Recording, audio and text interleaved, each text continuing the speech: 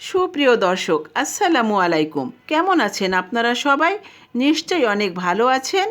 আজ আপনাদের সঙ্গে শেয়ার করব মুসুরির ডাল আর ডিম দিয়ে খুবই মজার একটা সম্পূর্ণ নতুন রেসিপি। খেতে কিন্তু খুবই ভালো লাগবে। তো আপনারা এই রেসিপিটা একবার রান্না করে খেয়ে দেখবেন। মাছ মাংসের স্বাদকেও কিন্তু হার মানাবে।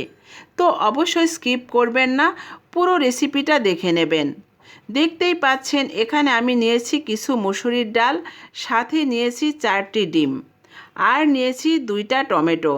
তাহলে চলুন দেরি না করে রেসিপিটা শুরু করা যাক। ডিমগুলো প্রথমে আমি সেদ্ধ বসিয়ে দেব। আর এখানে দেখতেই পাচ্ছেন একটা কড়াইয়ে কিছুটা পানি আমি আগেই চুলায় বসিয়ে দিয়েছিলাম। পানিতে কিন্তু বলকও চলে এসেছে। এবার এর মধ্যে দিয়ে দেব আগে থেকে ধুয়ে রাখা কিছু মুসুরির ডাল। মুসুরির ডালগুলো আমি খুব ভালোভাবে ধুয়ে 30 মিনিট পানিতে ভিজিয়ে রেখেছিলাম। তারপর পানি ঝরিয়ে নিয়েছি। এবার এর মধ্যে দিয়ে দেব হাফ চা চামচ লবণ এবং আরও দেব হাফ চা চামচ হলুদের গুঁড়া। এবার এগুলো ভালোভাবে মিশিয়ে নেব। ডাল পানিতে ভিজিয়ে রেখে তারপর রান্না করলে রান্নার পর ডালের কালার যেমন সুন্দর হয়, আবার অন্যদিকে ডাল সেদ্ধ হয় খুব তাড়াতাড়ি।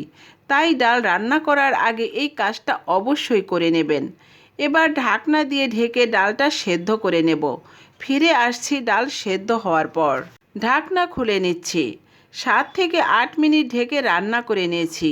দেখুন ডালগুলো কত সুন্দরভাবে সেদ্ধ হয়ে গিয়েছে। আমি এর চেয়ে আর বেশি সেদ্ধ করব না, এই রকমই একটু আস্ত আস্ত রাখবো। এখন ডালটা আমি চুলা থেকে নামিয়ে নিচ্ছি। ডালটা অন্য একটা বাটিতে রেখে কড়াইটা ধুয়ে আবারও চুলায় বসিয়ে এর মধ্যে দিয়ে দিচ্ছি কিছুটা সরিষার তেল। এবার তেলে দিয়ে দেব অল্প করে একটু হলুদের গুঁড়া, আর দেব কিছুটা লবণ। এবার লবণ ও হলুদ তেলের সঙ্গে খুব ভালোভাবে মিশিয়ে নেব। তেলের মধ্যে হলুদ দিলে তেল ছিটে আসবে না, তাই প্রথমে হলুদের গুঁড়া দিয়ে দিলাম। এবার এর মধ্যে সেদ্ধ করে রাখা ডিমগুলো দিয়ে দেব।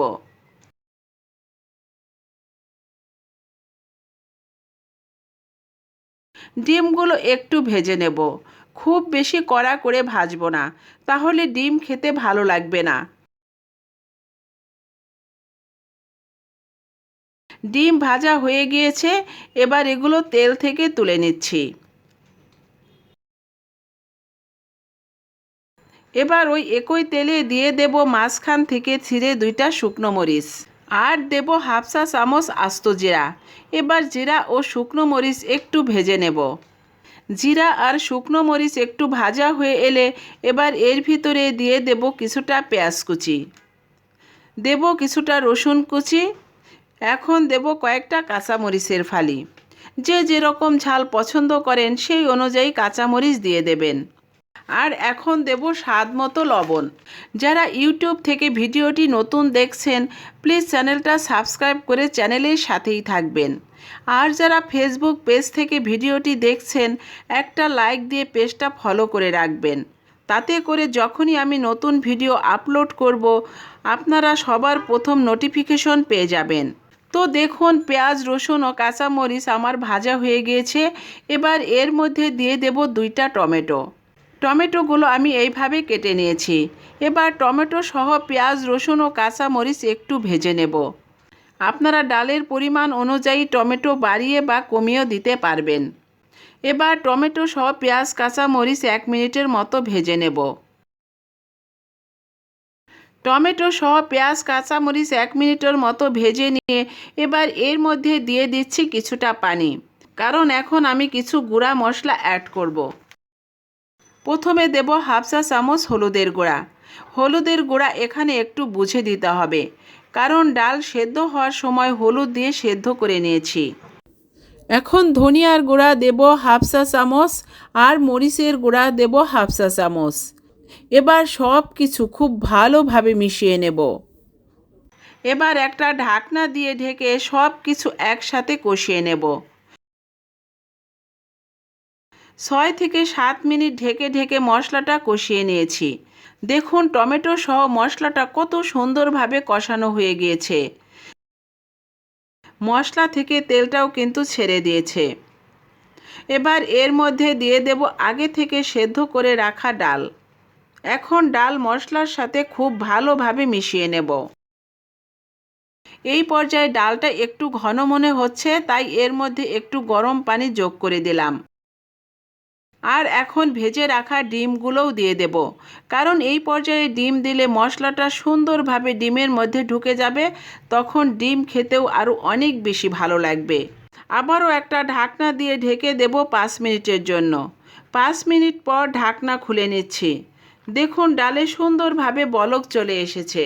এখন এর মধ্যে দিয়ে দেব 1 চা চামচ ভাজা জিরার গুঁড়া এবং আরও দেব 2 চা চামচ ঘি।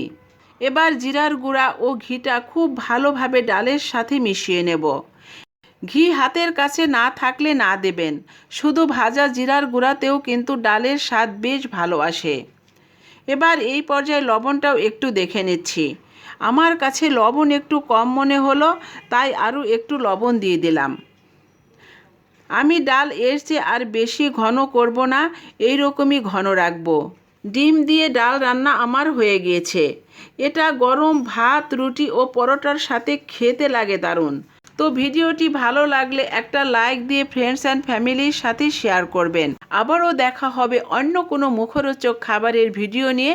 আপনারা সবাই অনেক বেশি ভালো থাকবেন। আজকের মতো বিদায় নিচ্ছি। আল্লাহ হাফেজ।